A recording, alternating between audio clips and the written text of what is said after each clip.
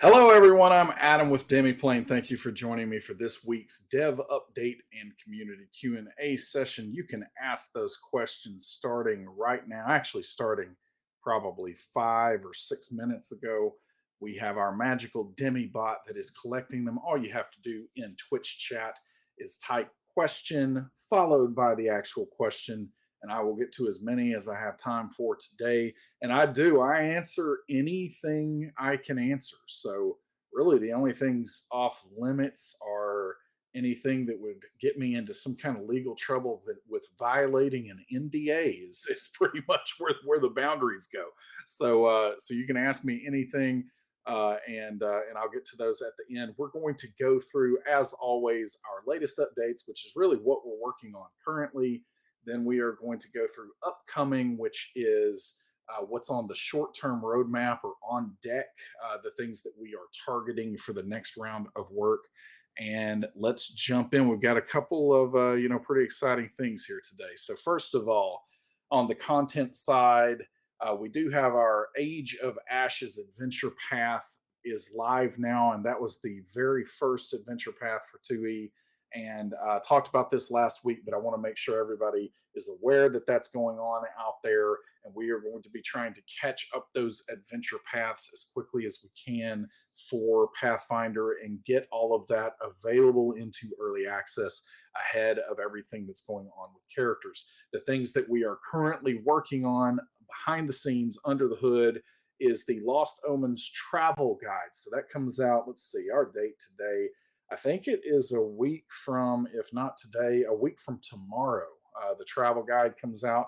So this is a really fun book, and I really encourage everyone to check this one out.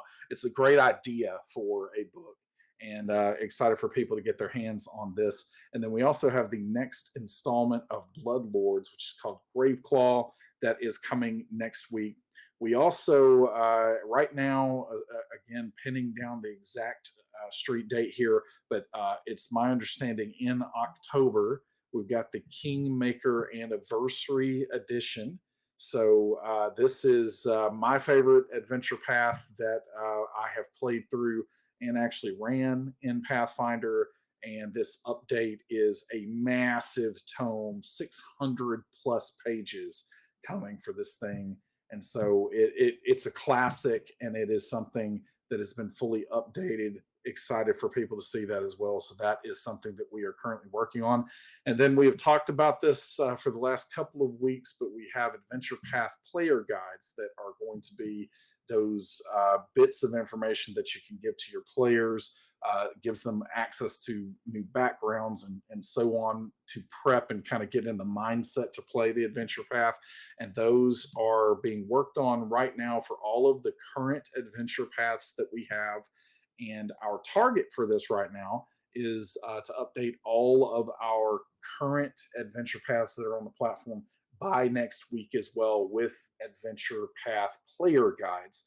And if we don't quite meet that target, it's going to be very soon after.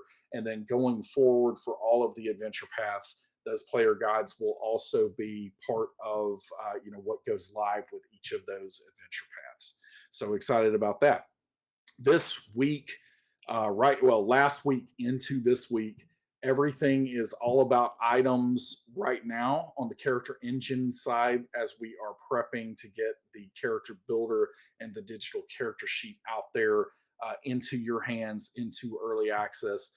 Items are a big piece. They are probably, I would say, the most complicated piece of what is going on here, and we are really starting to dive into this. And so this is everything from how do we set up the items themselves from a data perspective. How do we handle things like a magic weapon that is going to have multiple different versions and iterations, and how do we make that the easiest that it can be from a UI perspective to make sure that it is clear when you are searching for a +1 weapon of striking, and all of those things, that you're able to get exactly what you need. And especially with the customization, that is available in Pathfinder. How do you make sure that you can have all of your different weapon choices available for that?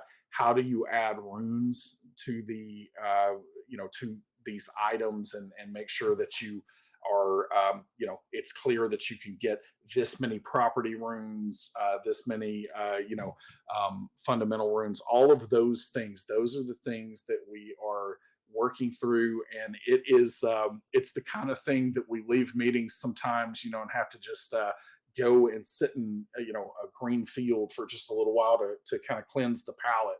But those are the things that the team's getting into, and we're working on items, and we expect to be in a really good place with items here within the next week or two.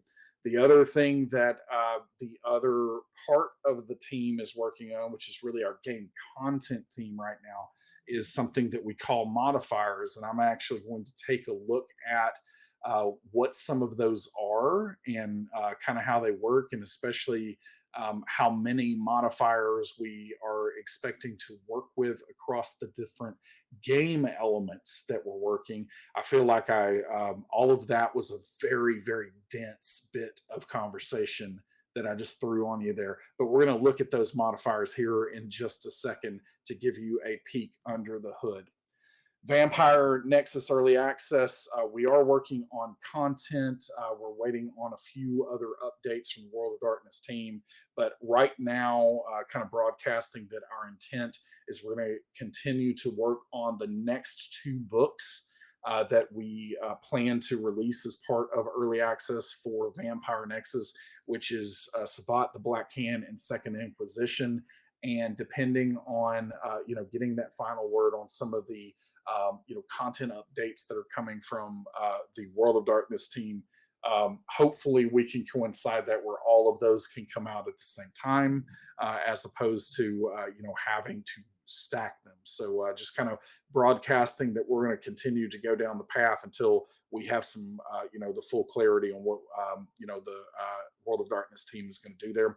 And then Free League, the first two Nexus games that we're going to support, I'm actually going to share that information here in just a little while. So first, let's look at some modifiers. And so we call these modifiers. This might be hard to see on the screen, and so we may end up getting rid of my beautiful mug and putting this as a full screen thing. But modifiers distribution, this is what you're seeing here within these boxes, and some of those boxes are going to be hard to read, but this is essentially kind of a distribution map here of what we're looking at, what is happening most of the time. And so modifiers are something that in the data is a translation layer between what is happening in the static data. So this is going to be things like, hey, this is an item, and we're going to collect information like what is the bulk of an item, how many, what's the usage of an item, all of those various fields that are going to be static values, that is going to exist in our internal tool set that is tracking all of that data. And a modifier is going to kind of provide a connection between that static data and then that data doing something more dynamic that will live in the engines that I've talked about before. And we've given a little bit of a, probably not enough to understand because it's all, really complicated under the hood, but a little bit of a view that, hey, these things called engines do exist. And so modifiers really kind of trigger and translate what is going on between those two things. And so as you can see on the map here, we've got a pretty big box there for no additional modifiers. And what that means is there are going to be several game elements. So a game element is anything like a spell, an item, an action, all of the different bits of information that are going to build a character. Though many of those elements are not going to have any additional modifiers, they're going to just work based on the fundamental engines that we have in place, kind of those foundational things of just how Pathfinder works.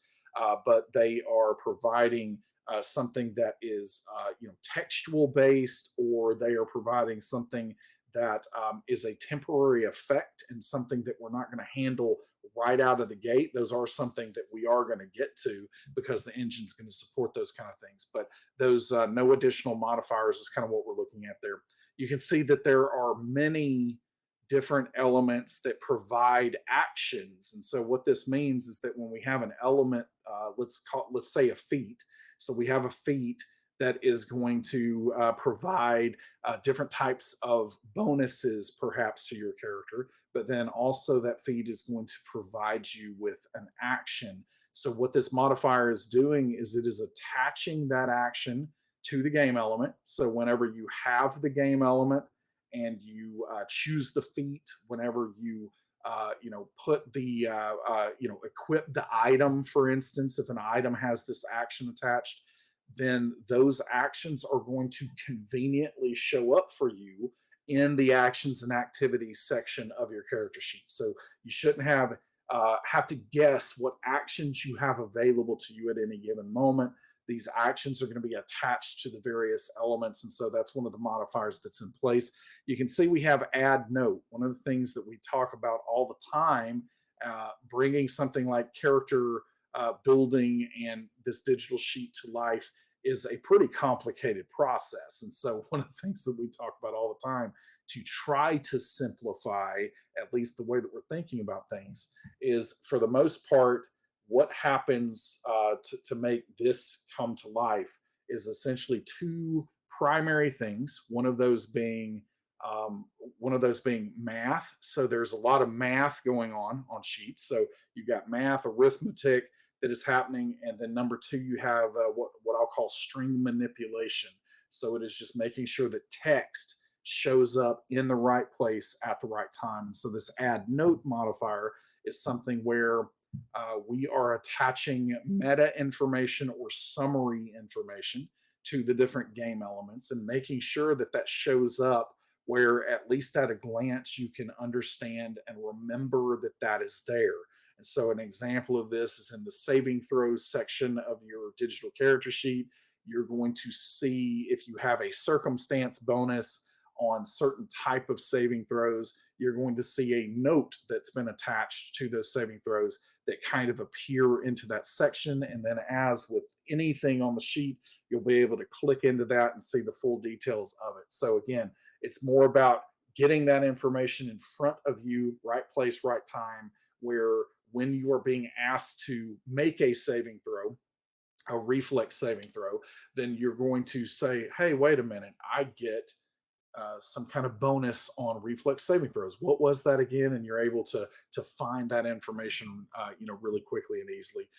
This other thing, so the other is a box that, it, really these are pretty special circumstances. So those are the ones that we're probably paying the most attention to right now. Those are the ones that don't fit some of the other categories that we have in place here, but we are, finding them a home and figuring out how we're going to work through those. Set heightened effect for spells. You have add damage, set damage type. So you can read, if you can see it, you can read, all these other modifiers that we have going in place. And this is what our game content team is working on putting together. And then, very importantly, reviewing every single game element in the game and attaching these various modifiers in place in order to then go and make that work in the eventual digital character sheet. So this is a lot of work that is happening. And with Pathfinder 2E, we have so many options that we are pouring through. And again, from a development standpoint, all those options, sometimes haunt our dreams. But from a player standpoint, we love it. And we are so happy with all those options that are available for Pathfinder. And so we are really committed to making those options come to life here within what we're doing with character management. And I wanted to give you a little peek at some of that, at least a cross section of that activity that is going on. We're going to continue to provide some under the hood looks at what's happening with that in the coming weeks until that is ready for you to get your hands on in early access. All right. let's move into the next bit of fun that we have for today, which is I'm going to share the first two games that we are going to be supporting for Free League. I love Free League Publishing. I think that they are doing an incredible job with their games out there today. Very excited to share that our first game that you are going to see as a Nexus is actually Mutant Year Zero. So we are going back to the beginning for the first game that we're going to support. And this is for a variety of reasons. First of all, here internally, we love the Mutant Year Zero franchise. But on top of that, this being the place where the game system, the Year Zero engine itself started, it is a natural choice for us to make sure that we are covering the ground that we need to there and getting everything kind of that foundation in place for what's going to come after it. So Mutant Year Zero Nexus is going to be one of the first games that we support, and actually right now the plan is for that Nexus to hit early access at the same time as the second game that we are supporting, which is Alien, the role-playing game Nexus. And Alien is an incredible game. If you have not tried it and you care anything at all about Ridley Scott's Alien, James Cameron's Aliens, any of that movie franchise that was very formative for me as a younger person, and also kind of it's probably about the furthest threshold for me when it comes to any kind of horror, because I can handle barely past that probably, but I love Alien. I love everything about this franchise, and playing this role playing game. It is one of the experiences that I've had where sometimes you play any kind of game, board game, video game, role playing game, and maybe you like the game, but you don't feel like it's actually capturing the feel and the tone and the color of a setting. Alien is one of those games that is going to be a great game, but then it also is going to feel very much like Alien. So I've got nothing but good things to say about this game, and we are going to be supporting that on the Nexus platform. We're starting to see all of it coming together. The team's working on both of these games right now, getting everything ready for the digital reader and the game compendium for that to enter early access. As I've shared before, when we get character management in place for Pathfinder, once we are able to tackle the complexities of Pathfinder, we're going to start moving into some of these other great games out there as well. And due to much more minimal options and kind of complexity of scope, those games are going to be something, since we've built the platform the way that we have, that we're going to be able to move into relatively quickly when it comes to character sheets and everything that's going on with character builder. So we're going to move into that a little bit later, but digital reader and game compendium is going to be available for Mutant Year Zero and Alien first, and we're going to have more news about that in the next few weeks. You're not going to have to wait too long there. And then really emphasize, we have the license to do this for many of the Free League games now. Now Free League licensed with a lot of external licensors, so they have a lot of entertainment properties within their stable. And so, we are working on getting as many of those Free League games as we can. Some of that just takes time. There's not necessarily roadblocks, but it's just time to get that in. But we are going to be adding other Free League games as well in the months to come, and very excited about these two. And then I'll give a quick little preview of just a really brief preview of how this is coming together for Mutant Year Zero. And this is just so helpful and so useful if you are working on anything playing these games. This is going to help. It's going to be so convenient to be able to find this information so quickly and easily. And I can't wait to hear people playing about this. We're probably going to have some content centered around this, some streamed content as well for Mutant Year Zero. And so keep an eye out for that. We're going to be sharing more on that soon. I'm excited about all those things that are happening with Free League and what lies ahead for them. All right, let's jump into upcoming character builder and digital sheet. As I've kind of talked about, we're piloting with Pathfinder 2E. We are probably chest deep in everything with that right now, and then we're working on Vampire. I'm seeing the designs kind of finalized there, the mock-ups and everything, and I can't wait to be using this character builder and the sheet for Vampire. And then we are also conceptualizing things on the Free League front for those two games that we just talked about, plus some, of the other games that are on the way. And then I have mentioned it very vaguely the last few weeks, but we have another Nexus that we can't quite talk about yet, but I'm terribly excited about. And we're already thinking through how that's going to look from a character management perspective as well. Game content, Agents of Edgewatch is the next adventure path that we're going to be diving into. We've got Lost Omens Impossible Lands and Lost Omens Firebrands that are coming kind of on that next horizon. Impossible Lands is going to be really, really good. So looking forward to all that's coming there.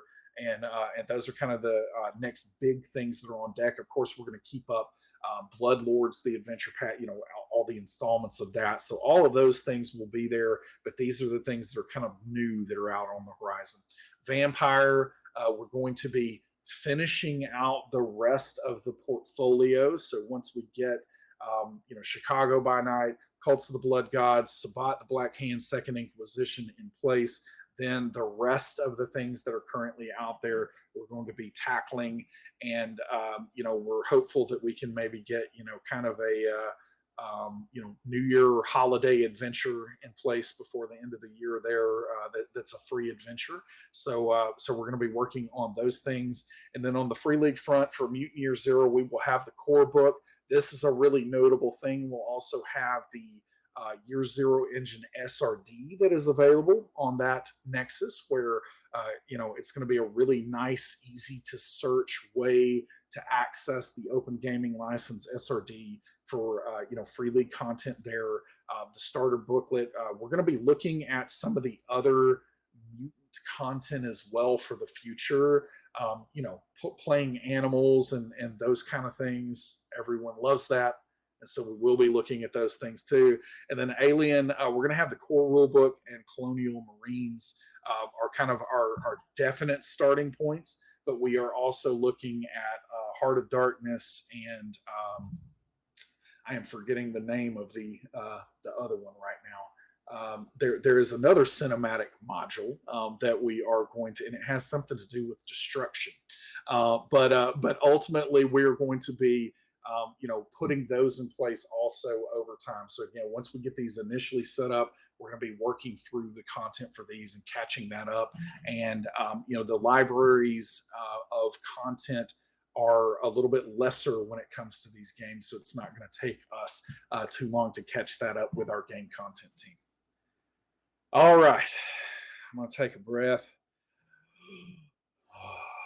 There we go, taking a breath. All right, and then we're going to jump into questions. So I see a few questions coming in here. If you have any others, feel free to ask those now. Type the word question and then the question itself in Twitch chat. So from Scott R1C, was that Infernal Puzzle Box your contract or someone else's contract that you own? Yeah, that's a good question. This is let's show that off here. We've got so this Infernal Puzzle Box, this actually isn't a puzzle box. This was a popcorn bucket that I got from an IMAX showing of Multiverse of Madness. This was something that I posted in a photo preview. And the very important thing that this is doing is this puzzle box, as someone's calling it, is actually holding and housing. I am working on a G.I. Joe project where I am collecting all, there's Snow Job right there. I am collecting all of the G.I. Joes from the 1983 through 85 run, and I am making a shadow box of the greatest action figure card back of all time. And instead of having the artwork on that card box, I'm going to have the actual figures doing their thing, posing as the artwork. So that Doctor Strange box is serving as a really good staging holding area for those figures as they are coming into the collection, and then they will make it to their permanent home. So there now you know everything you ever didn't want to know about that little box that was in that photo. All right, CG Guardo. Wishful thinking. What about Call of Cthulhu Nexus? Is that ever going to be a thing? That sounds like a really great idea, and genuinely don't have any news to share on that front. But if that's something you'd like to see, then keep putting that out there in the universe, and we'll see what happens. Anchor 89, will we get a peek at the Pathfinder 2E character sheet? Yes, we have.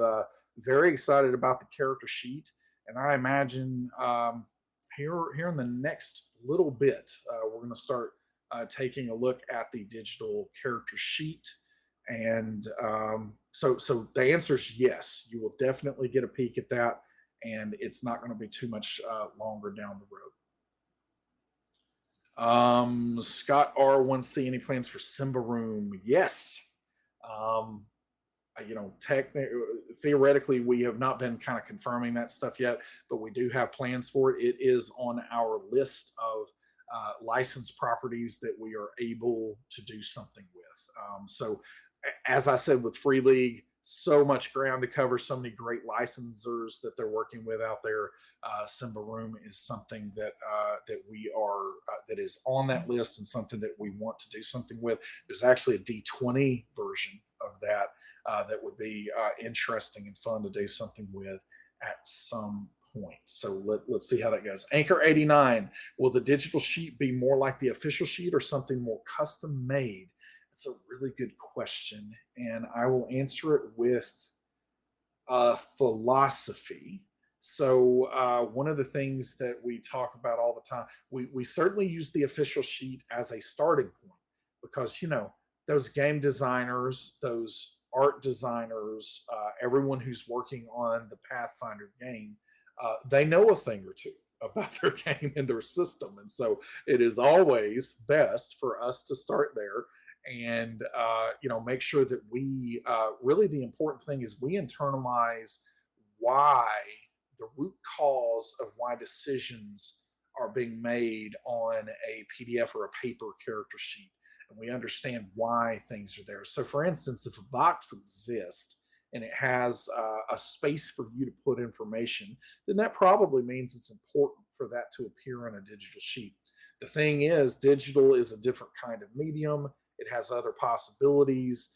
It doesn't have all the constraints that some of the paper does. And so then from there, we say, hey, is this showing this much priority and space on this paper sheet because you just need to have a lot of room to write things down? Or is it, showing that much prominence for other reasons? So we talk with the designers. We, through our own experience of playing these games as much as we do, we kind of dig into all the reasons why behind what's going on with a paper character sheet. And then from there, we do absolutely riff on that, keeping digital and some of the advantages that are present for digital in mind as we design that. And the other thing is we certainly we want this to look good and be really easy on the eyes and be very polished visually. And so I would say that some of the biggest updates are going to be just to making it really easy on the eyes, very, very beautiful representation of your character. And I would say that is informed by spent way too much time, in my younger days on the World of Warcraft Armory, for instance. So this is a story that I tell about this. I used to play World of Warcraft. I was, pretty hardcore with it. I did a lot of raiding and all the things. And I was a, warrior tank, orc warrior tank. So, for the Horde. But with that, I used to spend so many hours staring at the World of Warcraft Armory which was a website that essentially just data mined your character and showed your character on the screen static. It's not like you were playing the character, but you were able to see what the character looked like. You were able to see what kind of equipment they had. You could theory craft and plan more for your character. Spent so much time with that, and I realized, so many years ago that we care about these characters that we play, whether it's in video games, tabletop role playing. I would argue that I think we care more about our TRPG characters because we typically spend more time with them. But either way, we love these characters. We relate to them in ways that we just don't even subconsciously think about sometimes. And so the World of Warcraft Armory, as I was spending so much time there, our digital sheet experience is kind of colored by that kind of concept. That was a way that even if I wasn't playing the video game, I was able to continue to engage with my character. And so as we're thinking about a character sheet in digital form, we love the idea of it being something that is visually pleasing and something easy for you to engage with. If you're in line at the supermarket, you're waiting on the kids to get done with practice, or whatever it is, you're able to engage with your characters, these characters that we all love so much, even when we are not at a table playing them virtually or otherwise. And so yeah, the character sheet is a tool that you use to play the game, but it also can be much more than that, especially in a digital form. And so those are some of the philosophies that we think about as we're making this stuff. Phil, say hi. Hi. Will you be offering any other physical and digital deals as with Vampire? We are certainly working on that. So I can answer the question yes. I cannot give you details on that yet, but we are absolutely working on that. I am, for many years, I have been a big fan of trying to, no other way to put it, change the industry in some way to make those kind of things a reality. And so, I'm happy to see that it's starting to become more of a reality kind of across the industry. And so we're going to continue to be at the tip of that spear and doing anything that we can. In other words, we are always down to clown when it comes to that. Sometimes the realities of licensing situations and everything don't always allow for it, but we are always trying that, and you will see more of that from us. B Squid, any updates on the Marvel Multiverse RPG? No updates today, but I don't want to tease too much, but definitely tune in over the next couple of weeks, and we'll see if we have any updates for the Marvel Multiverse RPG. Let's see. Phil, say hi again. Will you be offering? Oh, sorry, that was a duplicate. I don't know how that one got in there. Or let me rephrase. I don't know how I clicked on that button, even though I was reading it and knew it was a duplicate. It was a complete mess up and error on my part. So apologies. Anchor 89, will there be a chance for PayPal option for Demiplane? We don't have current short-term plans for that. But if people are wanting to see that, continuing to let us know about it certainly helps with our decision making around it. But it is not in the cards for short term. We do want to offer as many payment options as we can, but the way that the world is shaping up out there and the battle lines that are being drawn across all of the different organizations that are trying to take our hard-earned money, sometimes they don't always, provide all the options and don't always play nice with each other. So this is the reality that we're kind of operating from within. But we also understand PayPal is a popular option, and we're absolutely listening to that feedback. So if that's something you want to see, continue to tell us, and we will make those prioritization decisions accordingly. Anchor 89, didn't see the Lost Omens travel guide. That's coming this week, correct? I do think it was in there, unless I completely dreamed that. But yeah, so Lost Omens travel guide should be good. And I believe that is next Wednesday, not tomorrow, but next Wednesday. Jeff, got two more that I'll jump through. We're over time a little bit, but I'm giving you some bonus questions today. Jeff T. Root, what was your character name. Okay, so that is, um, you know, that's like asking, you know, uh, I'm going to assume you mean the first character name because there have been many characters. Oh, maybe you're talking about World of Warcraft. World of Warcraft, yes, excellent. So my character name when I first started playing, because I didn't know any better, I was playing a human paladin for the Alliance. I didn't know about the Horde when I first started playing. So that human paladin was Sorenvir. And I actually played on an RP server, Shadow Council. But after that, I was on Earthen Ring. I was in Alia Iacta Est as a guild, and I was playing. I'm trying to think if I changed his name or not. No, I did not change that character's name. So it was Mazcroft. Mazcroft was my orc, so everybody called him Maz. Maz was my orc warrior tank, and very, very active through those Wrath of the Lich King days, and kind of fell out with Cataclysm. But yeah, it was a lot of fun in those days. And then finally, the most important question, Risa Malima, what's your current favorite dinosaur? And, at the moment, being perfectly honest, so I saw when I was at Gen Con a few weeks ago, a couple of weeks ago, I saw as I was walking through the arcade alley of an arcade game that I used to play a lot when I was a kid. Spent way too much money on that, and it was called Primal Rage. And so I would say that my current favorite is, what in those days we called a Velociraptor, but since then, we have kind of, understood that the Velociraptor was probably much smaller than, it appears in, say, movies and everything else. So I guess it's closer to like a Deinonychus.